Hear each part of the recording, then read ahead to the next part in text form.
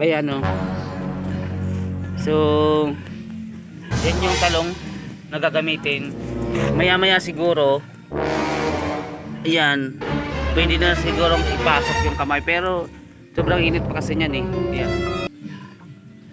Siguro mga, yung init niya guys, yung kayang anuhin ng ano lang niya. Kasi, mamaya dahil sobrang init, mapaso din sobra. God! Wow! Ayan o. Abangan nyo guys kung paano nyo gagawin yan. Ayan o. Sana effective nga guys kasi kawawa naman o. Grabe gumaga ng kamay ng lalaki na yan o. Masipag kasi guys. Kaka-ubak ng mais. Kaka-ubak or kaka-kusit ng mga mais. Pero plano? Mga Ayan. pero plano ito Ayan, mga siguro mga ilang araw siguro guys dahil gumamit siya ng ganyan baka nga naman effective. Galing ito si plano yun. Ano yun na yan guys. Yan o, sisip-sipin niya guys yung sabi ng mga ano, sabi-sabi ng mga marunong sa ganito guys. Is sisip-sipin daw yung balahibo na nakaanos diyan sa ano niya, daliri niya. Yan o. Oh.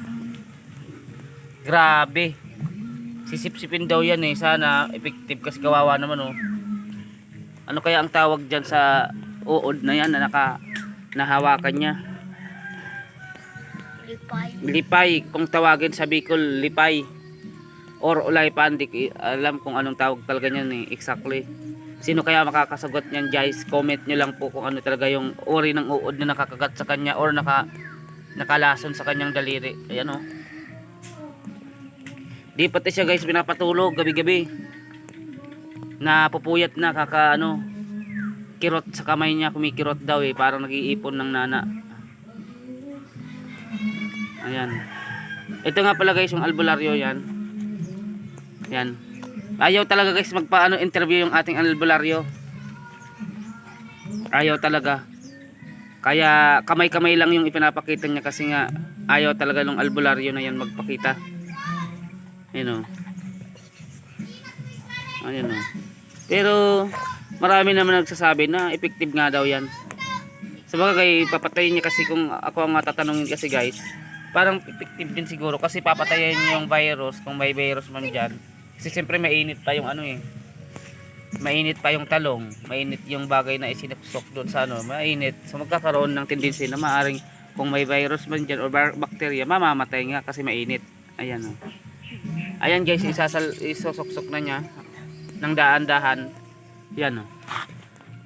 Isosoksok niya dyan doon sa namamagang daliri. Doon guys isosoksok yung yung talong. Ayan o. Ayan o. Daan-dahan na niyang ilalagay guys yan o. Idadaan-dahan niya na. Papasok yung daliri niyang sobrang namamaga o. Oh. Oh, masakit daw, sobrang sakit daw eh. Yan guys, oh. No.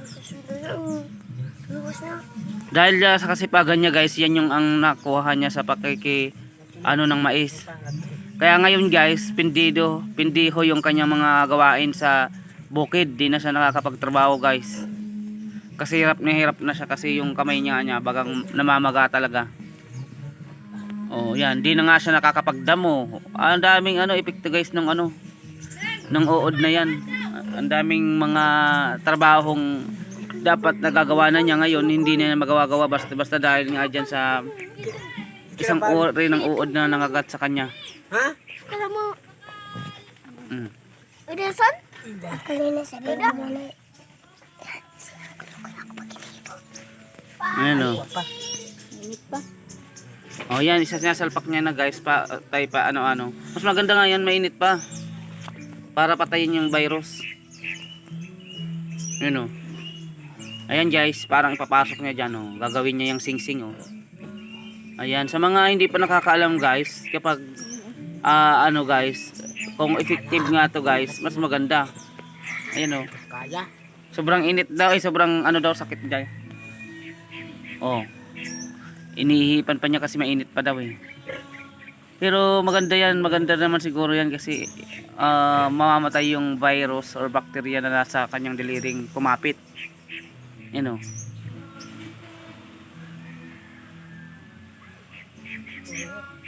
Oh, yan o. Para ano yan. Ayan o, talong lang yan guys. Ibig sabihin yung talong pala guys, kung magkatuto man to, yung talong pala guys, isang uri din na nakakagamot din pala yan eh. Kung sakaling magkatotoo man na gumaling siya dito. Ayan, ayan mo lang dyan, pa-stay mo lang siguro yan ng mga ilang minuto hanggang sa sip-sipin ng ano ng talong yung ano yung nakatusok sa yung daliri na o ano niya balahibo. Yan o. Ayan o.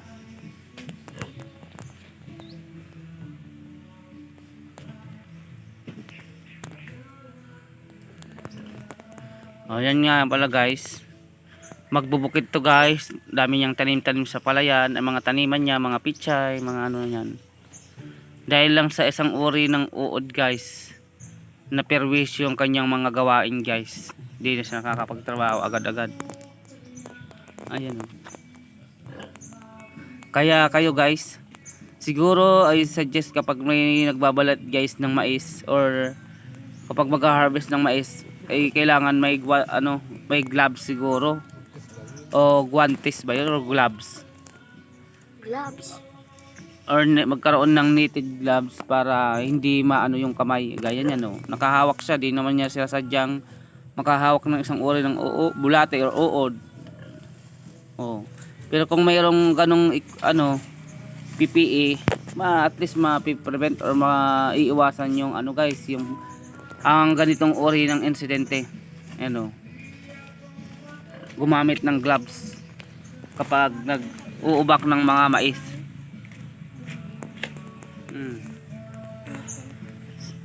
Ayan o. So ibababad niya lang siguro yan ng mga ilang oras or ilang minuto guys. Yang ano na yan, yung talong na inihaw.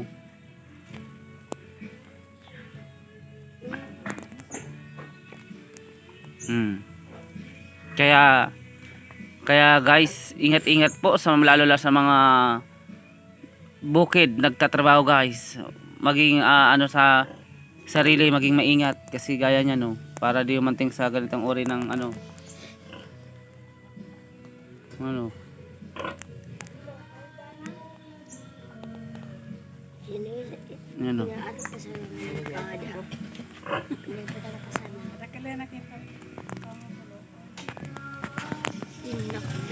ayan, lumaki na ng lumaki yung daliri niya dahil sa uod.